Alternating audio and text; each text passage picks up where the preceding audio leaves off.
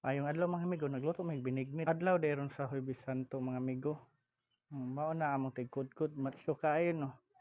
Ang edad ani niya sa isinta na ni siya pero grabe yang pa kay hapon kay tan-awon no. Siya po'y nagtuno. Grabe hag biceps ug triceps. Oh, grabe maskulado kayo. In love gud kayong asawa ani.